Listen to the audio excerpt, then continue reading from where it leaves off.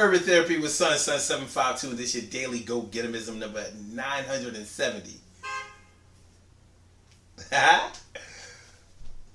For May 30th, 2017. Tonight I want to talk to y'all about opposites attract. Do opposites attract? We hear it all the time. We always hear people say that opposites attract. Skinny, fat, heavy.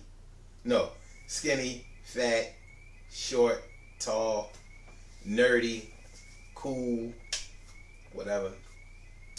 Opposites. But one thing I've noticed is that when we talk about opposites attracting, a lot of times we're talking about what's going on with somebody physically. So we think that because somebody is tall and somebody is short and somebody is fat and somebody is skinny, like that's sort of an opposite. Or because somebody is really good looking and somebody's sort of funny looking or ugly or whatever, that we think that that's what makes them opposite, and sometimes that can be an attraction. I'm not so sure if that's the truth. I don't know if that's the real opposite that we're looking for.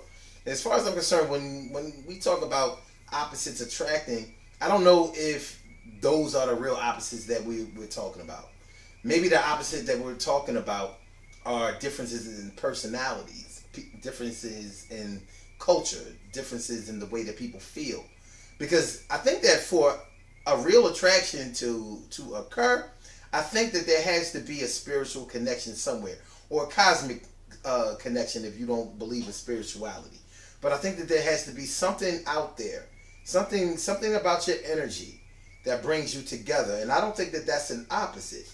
I think that that's more of a similarity. I think it's more of something that's the same, not the opposite, you know?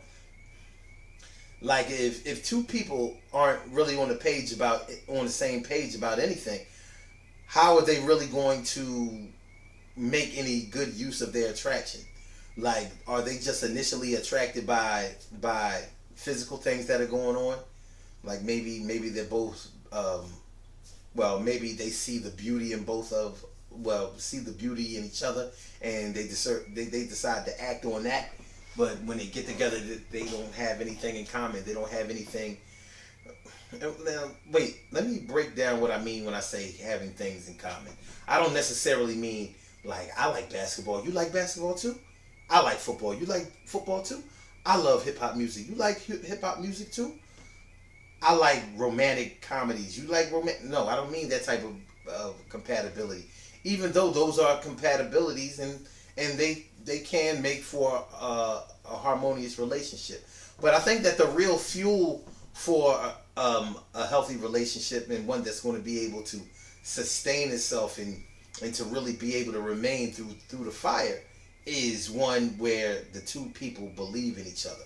So they're not opposite as far as their faith in each other, their belief in each other, their love for each other. I don't think that that's the opposite. If only one believes in the other and the other doesn't believe in the other one, yeah, those are opposites, but they're not going to attract. If anything, they're going to separate from each other, and there isn't going to be too much you can do to bring it back. They're just not on the same page. They don't believe the same things. They don't believe in the same things, and they don't want the same things. And unfortunately, what they don't want the most is each other, and that's not a good look. No, not a good look. So what do you do? What do you do in these situations? What do you do in situations where the opposites that seem like they were attracting aren't really attracting the way people thought that they would? Because after the physical differences, then you have to really get into something mental, something psychological, something spiritual. You know, you have to be able to match energies. Those energies can't be opposites, because if one person is giving off a positive energy and the other one is giving off a negative energy, they're not going to attract. The positive person doesn't want to hear all that negativity, because that negativity takes them out of their ability to be able to believe in things, to be able to see the light at the end of the tunnel. It's going to impede their ability to be able to plan for the future, because negativity tells you that nothing is ever going to happen, nothing is really worth working for, waiting for, doing anything for, and all that kind of stuff. And Excuse me. And the positive person doesn't want anything to do with that. The same way as the negative person doesn't want to hear all of that. All of that. We can do anything. Richard Simmons positivity.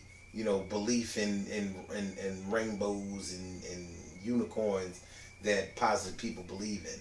That we can do it. We can do anything. We can do anything that we set our mind to. We can overcome any obstacle thing that positive people believe in. It's going to get on the person who's negative's nerves. They're not going to like that.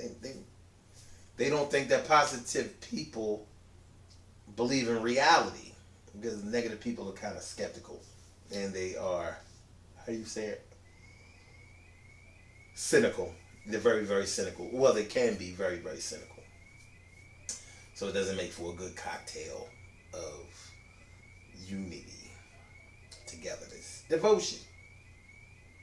So that's how that's going down, man. Good things happen to those who wait. Great things happen to those who grind. And anything can happen to those who go for theirs.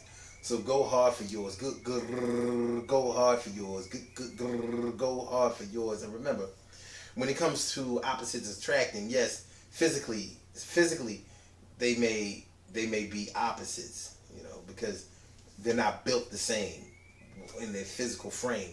But when it comes to what's going on in here and in here, I don't believe that they can be opposites and be able to make it together for the long haul. They might be able to make it through the attraction, but in the long haul, in the long term, they're not going to really be able to have the endurance to be able to do it. But you never know. My word is not law. The Urban Therapy with Sun show is tomorrow, May 31st. Wednesday, May 31st, 6 p.m. to 8 p.m. Eastern Standard Time. And tomorrow we're talking about stripping and drug dealing. Stripping and drug dealing. Stripping and drug dealing. What you know about that? What do you know about people who feel like they've exhausted all of their resources to be able to make a decent living? So they turn to these things. For a lot of these people, it happens at a very young age. And that is probably the most disheartening part of it.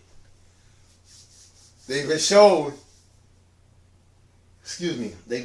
that beating the block, running from the law, risking their health and their freedom is a viable option. And they've also been shown that taking off all of their clothes, sometimes participating in prostitution, and also allowing men to fawn all over them and sometimes even touch all over them for money is a pretty good way to supplement your income or to make a living, period. But with both of those professions, you have to ask yourself, would you want your child to do it? So that's what we're going to talk about tomorrow night on the Urban Therapy with Sun show. So make sure y'all check it out. 6 p.m. Eastern Standard Time. Call-in number is 319-527-6199. Blog Talk Radio. I'm so sorry, y'all.